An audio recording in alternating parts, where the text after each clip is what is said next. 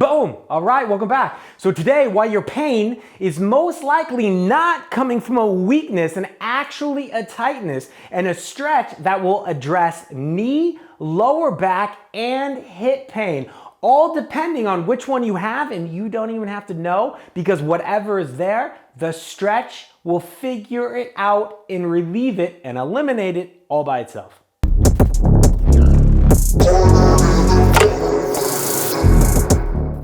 All right, so in 3 minutes or less, let's discuss why I don't believe a lot of your pain is coming from a weakness, but rather a tightness. When we sit, our butt turns off, for example. When our butt turns off, it can't stabilize our hips. Our hips' job is to basically stabilize our spine. So if our butt turns off, the spine is not stabilized by the major muscles. So instead, it's stabilized by your lower back muscles. So does that mean that your lower back muscles would be weak? Actually, I would say the contrary. They would actually probably be very tired and over fatigued because they're working so much. Does that mean your butt is weak because you're sitting down too much? Yeah, maybe you don't want to go squat 100 kilos, but my question would be, how strong does your butt need to be in order to stabilize your spine? Because after you stand up, your butt eventually will turn back on. So if your butt turns back on, why can't it stabilize your spine? Now, if we want to have the conversation about as you stand up and your butt turns on, it's not initiating and activating the fibers like it should, sure, I would entertain that and we can discuss that, but that is why I would say let's do some corrective exercises. Let's initiate the nervous system and get the muscles activated, not necessarily stronger. However, I think many people's issues come from a tightness or a lack of mobility. Because if we're not supposed to sit for more than 30 minutes a day, that 30 minutes is supposed to be on the floor, and we should change our position every 2 minutes, we are not doing that at all. We are sitting in a horrible position. Our body is adapting to that position. It's becoming dehydrated in that position. We're losing lack of blood flow. Therefore, our tissue is getting tacked down and we're losing this mobility. And this is very easy to test because all we have to do is test and retest. So what we're going to do in the next stretch is I'm going to show you a position that I want you to stretch. This is great for the hip, the lower back, or knee pain, and you can have all of them or one of them. You don't even need to know which one because as you go into the stretch, this stretch, as I like to call it, a positional stretch, because we're putting you in a position, will expose whatever's going on and start to lengthen that tissue. Now, the test retest will be you go into that position, you see where you are, you increase your range of motion as much as you can. So let's hold the stretch for anywhere from 3 to 5 minutes on each side. And then when you stand back up, do you feel better? And how do you feel during the day? Because if you do feel better and your day gets better, then we know we are on at least one of the many right paths. Now, if something was always weak, then we would, I believe, see more or better results in the traditional physical therapy approach. Because every single time we go somewhere, we're always focusing on the strengthening of the muscle because it's weak versus the actual range of motion, flexibility, and mobility of that tissue. So if we're in physical therapy, we're doing maybe a 3-to-1 ratio of strengthening versus mobility. And if that is not working for you, well, then that is the definition of insanity, trying to do the same thing and expecting different results. So let's go ahead and give something else a try. Let's do this stretch. Let's see how it feels. And if you feel different, maybe that is your body trying to tell you that you are now on the right path. All right, so I think everybody probably is familiar with this position. The great thing about this stretch we're gonna go into is one, I'm sure all of you know it, and number two, it is unbelievable at opening up the knee, opening up the hip, opening up the lower back and really addressing all of this pain. And the great thing about it is we don't even really need to know which part we need to focus on because the stretch will do it all by itself. And what I mean by that is in this position, I'm gonna actually switch. Well, for the camera angle, I'll stay in this one. However, this angle, my hip easily sits down. However, if I go into this angle, which actually, you know what, for the camera, maybe I will keep. If I go into this angle right here in my hip, I already feel, and you can probably see in the camera, that it doesn't drop down as easily. So as this begins to open up, just in this position all by itself, I then start to feel a lateral pull on my knee, which ironically enough was the knee pain I had on my left side, not on my right side, that I couldn't figure out. So I think that's very interesting that just sitting in this position and then later going into this stretch was so, what do you say, dramatic in helping knee pain when this stretch is not used for knee pain at all. Now, actually, I am going to switch because I think it's better for the second camera. Let's see here. If not, I'll just switch back. But I want my foot in at least one of these angles here, because what I'm going to do now is in this position, you can see how much easier this knee drops now, is as I reach forward, I'm going to sometimes look back into the camera and make sure I'm here.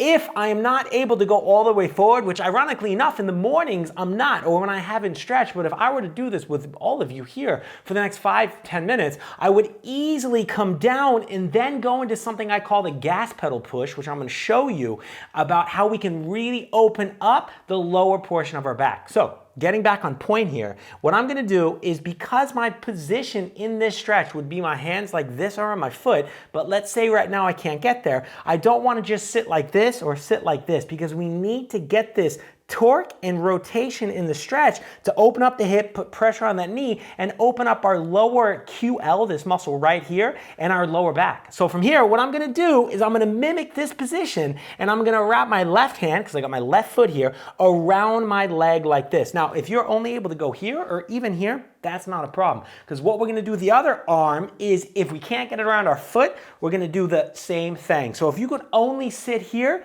sit there. If you can only sit here, sit there. I'm gonna pretend that I can't go any farther, and actually I'm not even pretending right now. Here, this is where I am. So this is as far as I can go into this stretch. Now, the interesting thing is, as I begin to slowly just breathe in this position, depending on what is tight, so if your lower back on the other end is tight, your hip is tight or your knee is tight, and you know what, I think I am gonna switch because that will make more sense from the second camera angle. So from here, we can already see that my knee is not dropping down like it was on the other side. And now I do the same thing, so I got my right leg, I wanna make sure the foot is in the camera. I got my hand around my right leg, and now I'm gonna put my arm, my left arm around my right leg. Now you realize I can't get it around my foot yet, so I wrap it as if it was around my foot in this position. Now again, if you can't even go below your knee, don't worry about that. From here, if you feel a pinching sensation right there, that is because as we reach forward, this portion of our hip should rotate back. Yeah, we're rotating, leaning forward. You have this like forward motion, but this backward glide of our pelvis. So that just means you need to really shift your entire core. You will feel the stretch get more difficult, but that pinching sensation will go away. Now from this position, I can rock back and forth. I can move myself around. When I rock, I feel the stretch a lot here and also in the knee, where on the other side I did not at all. And then as I breathe deep, I love breathing really deep with my diaphragm, because then sometimes I feel it right in the lower portion of my back. So right here, but on the other side. And then look, I already start to open up. So this is what I'm talking about, that test and retest. Because if I go into this position and you see that I start opening up and getting better range of motion, then after I'm done and I stand up and I move around, if I feel better, if throughout the day I feel more loose, and as I notice my knee pain in general started going away, then I realize what I'm doing starts to make sense for the pain that I have. And now, you can see me start reaching here.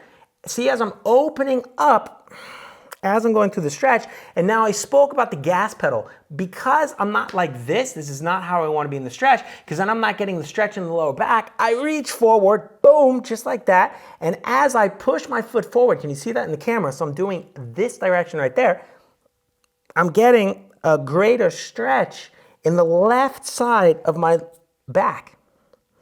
So I'm really able to open that up, move around here, and look from where I started to where I am now. And I just keep using my foot to create torque, or my foot and my hands to create torque, pull myself in a better position, and really try to straighten up that spine and get myself as straight as I can.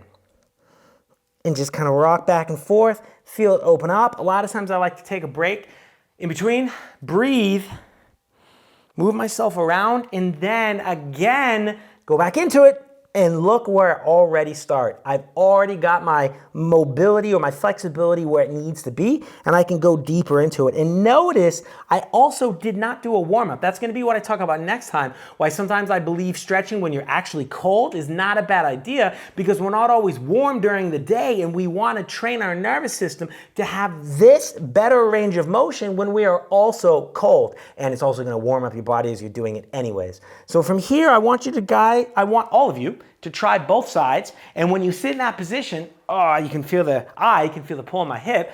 And then in this position, like I showed you from before, I feel nothing in the hip. And let's see, actually, since I opened up one side, yep, the other side is already starting to open up. And then I'd be able to just work on this a little bit longer. I can bend myself in half, meaning like really kind of flex myself this way, start going around and move greater into that stretch. All right, there we go. One more video done, and hopefully one more exercise for your library for you to become and stay pain-free.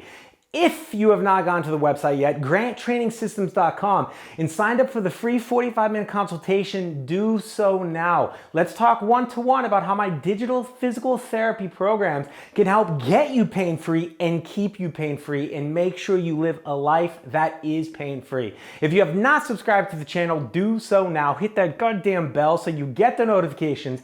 Every Tuesday is a new video, and these videos are also every Friday on IGTV. So if you have not subscribed to my podcast yet or not subscribed to my Instagram channel, then do so now because the link is up there. I want to see you guys everywhere. Let me know what you think of the videos. Leave your comments below. Have a goddamn good day, and I'll see you guys next week.